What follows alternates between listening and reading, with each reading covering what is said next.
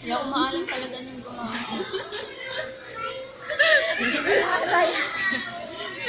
Video. Tawagan ko. Mag-veritas mo na. Sarap. Ano? Naalam ka nun siya. Ano ba yun? Nag-upload ka lang ng picture? Video o kaya picture. 24 hours lang, tapos mawawala na ulit. Ay, ganon. Hindi siya nag-save na ano. Yung kagaya ng sa Facebook, sa ano. Tapos yung mga friends mo lang ang makakakita yung ng ano sa iyo. Ah. Ang dami mo na username eh. Aan ba doon? Hindi kasi ako maalam. Siguro Yung gawa sa contact, download na. naka-save.